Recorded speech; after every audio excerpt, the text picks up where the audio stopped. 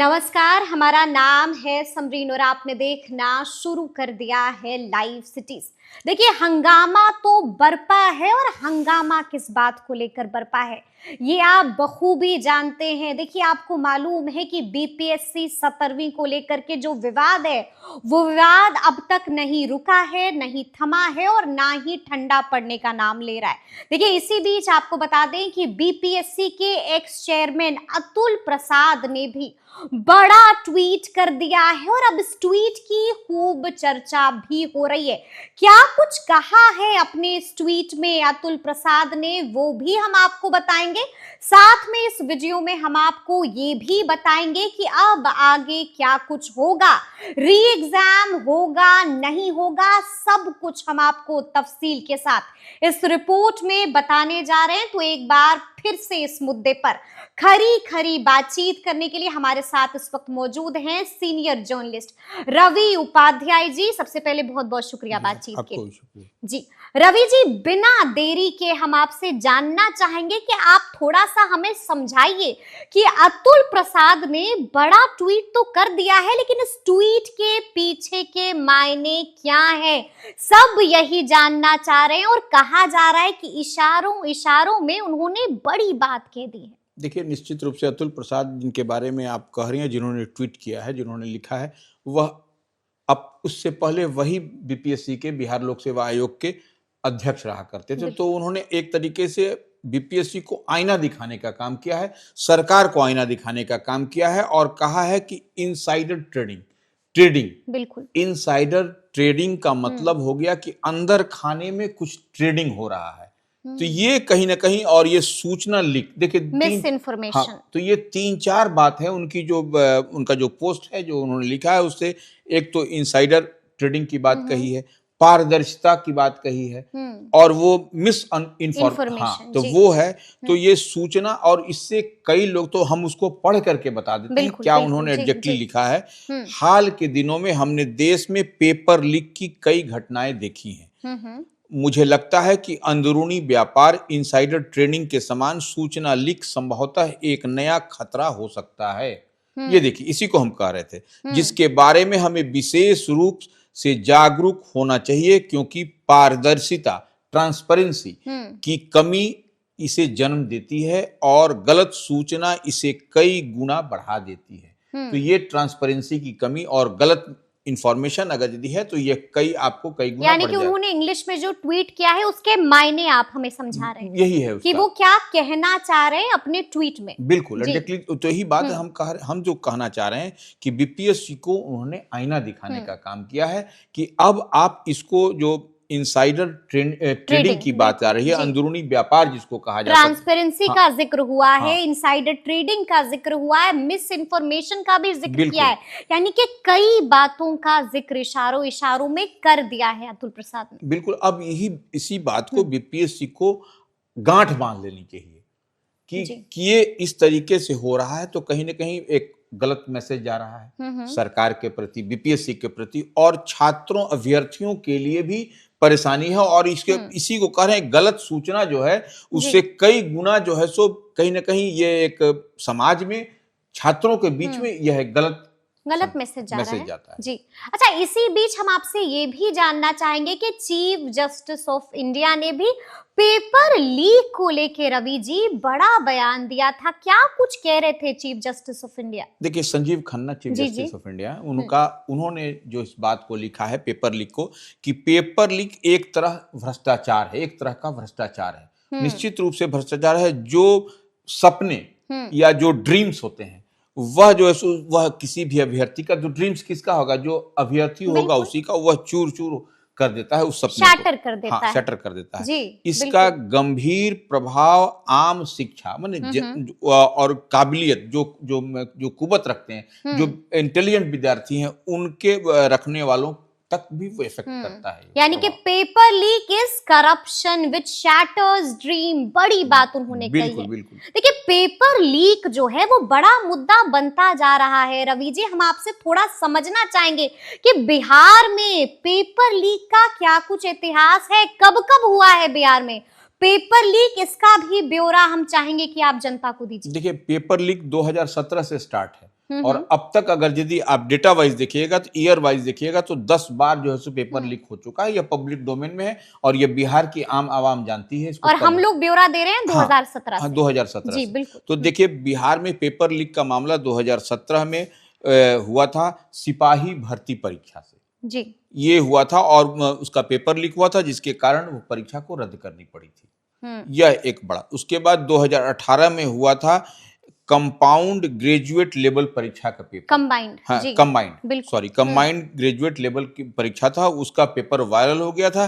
तो यह एक 2018 में। फिर 2019 में बिहार पुलिस भर्ती परीक्षा का प्रश्न पत्र जो है सो लीक हुआ था। उसके बाद 2021 के जनवरी में बिहार सिपाही भर्ती का पेपर लीक का मामला आया था। वह भी जो है सो जिस तरीके से वायरल हुआ था सब लोग जान रहा है। 2021 के मार्च में अग्निशमन, जो फायर ब्रिगेड जिसको हम लोग कहते हैं, उसका सेवा भर्ती का उसका जो है पेपर लीक हुआ था। इसी तरह से 2022 में फरवरी में आपको सीजीएल परीक्षा का पेपर वायरल हुआ था। फिर 2022 फरवरी में ही उत्पाद विभाग, एक्साइज जो डिपार्टमेंट है जो कि शराब और ये सब जो करता है, उसका पेपर लीक हुआ था। उसी तरह से 2022 मई में 67th जो है सो बीपीएससी बिहार लोक सेवा आयोग की परीक्षा का पेपर लीक हुआ था ये। तो उसी तरह से 2023 में अमीन भर्ती, जो राजस्व एवं भूमि सुधार विभाग की हम लोग बात करते हैं, तो उसमें अमीन की बहाली के लिए निकलता है, उसका पेपर आउट हो गया था। ठीक है। उसी तरह से 2024 में नीट का पेपर लीक हुआ था, जो कि खूब बवाल हुआ था। पूरा देश और दुनिया ने इसको देखा था। और उसके तार बिहार और झारखंड से कैसे जुड़े हुए थे वो भी लाइव सिटीज ने दिखाया था। बिल्कुल। तो ये अब तक जो मेरे पास में जो लिस्ट है, जो सूची है, तो 2017 से लेकर 2024 तक हमने बता दिया कि 10 बार पेपर लीक, पेपर वायरल और पेपर ये सब होता हुआ बड़ी बदनामी होती है ऐसे अपने बिहार की। निश्चित रूप से ये बिहार का ही, ये सब जितना हम लोग बोल रहे हैं सब बिहार की है। तो इससे तो बदनामी होगी और सरकार की छवि पर भी इसका इम्पैक्ट पड़ता है। तो ये सरकार को, अब इसको तो कैसे इसको सरकार रोकेगी? सरकार को निश्चित रूप से, जबकि देखिए इसके लिए कठोर कानून बनाए गए हैं, बनाए गए हैं जी। हाँ, बावजूद इसके आप देखिएगा कि आलम ये है कि इसका पेपर लीक और पेपर का क्वेश्चन वायरल सोशल मीडिया पर एग्जाम के पहले, तो ये सब तो होता रहता है यहाँ बिहार में। बड़ा नुकसान झेलना पड़ेगा इसको लेकर के नीतीश कुमार को। बिल्कुल, क्योंकि साल चुनाव का भी है। रवि जी, क्या लगता है क्या प्रभाव पड़ेगा इसका?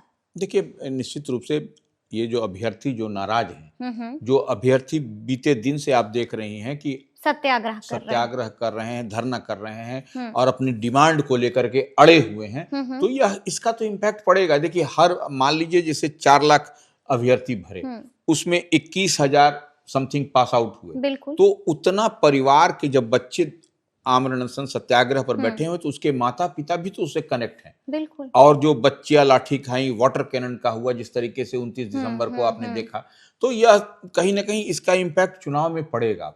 झेलना पड़ेगा सरकार को, निश्चित रूप से झेलना पड़ेगा सरकार को। अच्छा, हम आपसे ये भी समझना चाहेंगे, अभी आपने जिक्र कर दिया है अभ्यर्थियों का भी। देखिए अभ्यर्थियों ने भी अब नीतीश सरकार को बड़ा अल्टीमेटम दे दिया है, 24 घंटों का अल्टीमेटम दे दिया है। फिर कह रहे हैं कि अगर आप मिलने नहीं बुलाते हैं, मुलाकात नहीं करते हैं, तो एक बार फिर से पटना में आंदोलन नहीं होगा, महा आंदोलन होगा। अब क्या करने जा रहे हैं ये अभ्यर्थी? देखिए निश्चित रूप से जो बीपीएससी के अभ्यर्थी, जो बीते दिन से हम बात कर रहे थे कि अपनी डिमांड, अपनी मांग को लेकर के लगातार सत्याग्रह किसी न किसी रूप से करते चले आ रहे हैं, तो वो अब उन लोगों ने सरकार को 24 घंटे का अल्टीमेटम दे दिया है कि अगर यदि 24 घंटे के अंदर सरकार उनसे वार्ता नहीं करती है, उनके शिष्टमंडल से बातचीत नहीं करती है, तो इसका अंजाम सरकार को भुगतना पड़ेगा। और ये उसका फिर गवाह बनेगा पटना का ऐतिहासिक गांधी मैदान, जो बीते दिन भी आपने देखा कि किस तरीके से पटना के ऐतिहासिक। बिल्कुल, वो कहाँ होगा आंदोलन, इसका तो अभी उन्होंने जिक्र नहीं किया, अब देखना होगा। नहीं, महाजुटान होगा, तो ये महाजुटान कहाँ होगा, इसका जिक्र अभी नहीं किया है बिल्कुल बिल्कुल जी। तो ऐसे तो देखिए सत्याग्रह और आप कोई भी अनशन करिएगा, उसके लिए धरना स्थल चिन्हित है गर्दनी बाग,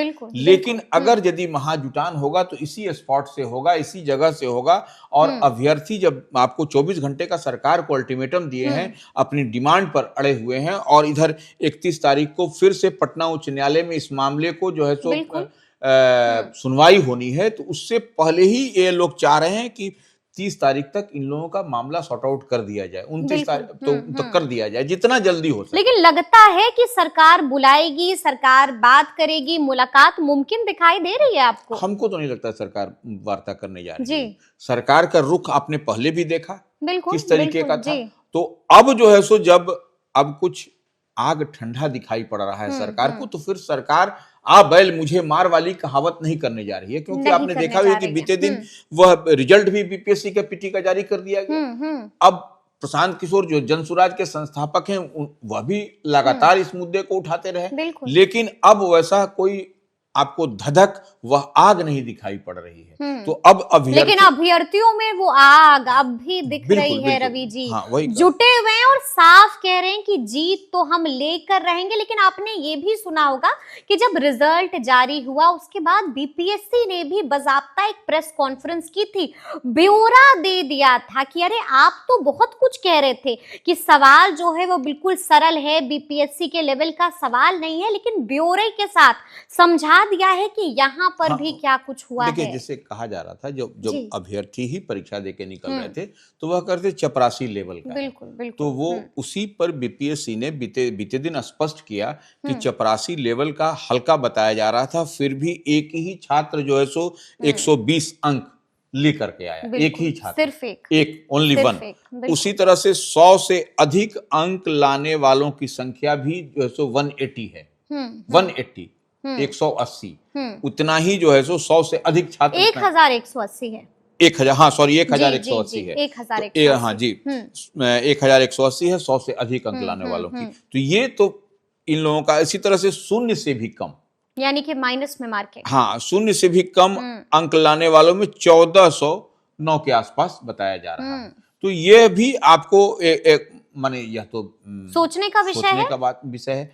और एक चीज समरीन आप ऐसे भी समझ लीजिए कि इस बार जो परिणाम जो पीटी का निकल करके आया, तो आपने देखा कि बीपीएससी ने भी पब्लिक डोमेन में डाल दिया। क्या डाला कि आपको बोध गया कहाँ है, तो ये तो पटना साहिब वाली बात, बिल्कुल तो ये श्रेयसी सिंह, बिल्कुल। तो कई तरह के सवाल जो हैं वो बीपीएससी ने भी बिल्कुल खोल कर बता दिया है कि क्या कुछ अंदर में हुआ है। अच्छा, बीपीएससी ने तो रवि जी यहाँ तक कहा है कि षड्यंत्र हुआ है, भ्रामक खबरें फैलाई गई हैं, बदनाम करने की कोशिश हुई है। आपको क्या लगता है, क्या वाकई में ये सब हुआ है? देखिए, भ्रम और जहां तक फैलाने की बात है, बीपीएससी अपना पक्ष रख रहा है, लेकिन एक बात तो है कि षड्यंत्र तो कहीं नहीं दिखाई पड़ा। षड्यंत्र एक ही सेंटर पर जो हुआ था, जो कि फिर से वहां पर पुनर्एग्जाम लिया गया, री-एग्जाम लिया गया था, वही दिखाई पड़ा था, क्योंकि वह पब्लिक डोमेन में है, वह फुटेज है। बाकी बात तो और हमारी नजर से नहीं दिखाई पड़ता, जबकि हम 4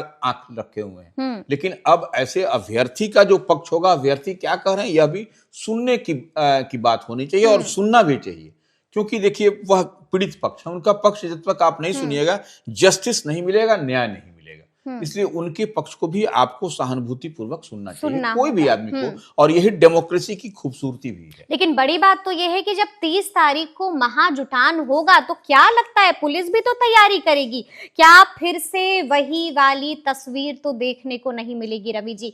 क्या फिर से एक बार कहीं लाठी और डंडे तो नहीं ना चलाए जाएंगे? हाँ नहीं, वही अगर यदि 30 जनवरी को महाजुटान होता है तो फिर यह स्थिति कैसी बनती है, यह देखने वाली होगी, क्योंकि आपने देखा कि 29 दिसंबर को क्या पटना में गवाह बना 25 दिसंबर 29 दिसंबर, क्योंकि कड़ाके की ठंड के बावजूद लाठी डंडा और वाटर कैनन का इस्तेमाल हुआ था, बिल्कुल। और बच्चे बच्चियां दौड़ते भागते नजर आए थे। तो यह वैसी परिस्थिति न हो, इस पर भी सरकार को और सोचना चाहिए, और छात्रों से भी को भी कहीं ना कहीं बीच का रास्ता निकालते। लेकिन छात्र तो बैठे हुए हैं, अभ्यर्थी तो बैठे हुए हैं बीच का रास्ता निकालने के लिए। सरकार को अपना अड़ियल रवैया छोड़ना होगा, त्यागना होगा। चलिए, अंतिम सवाल है मेरा आपसे, क्या लगता है आपको, आपका तजुर्बा क्या कुछ कह रहा है, क्योंकि आप भी लगातार इस मामले से जुड़े हुए हैं रवि जी, क्या लगता है 31 तारीख को कोर्ट में क्या होगा? क्या इन्हें जीत मिलेगी? क्या री एग्जाम होगा? क्या परीक्षा को रद्द किया जाएगा? क्या लगता है क्या होगा 31 तारीख? देखिए, पीटी का तो रिजल्ट निकल गया। अच्छा, उसमें आपने देखा भी कि 21,000 से अधिक लोग पास हुए हैं। तो यह अब आपको समझने वाली बात है कि अब क्या होगा, ऐसे अभ्यर्थियों का क्या होगा।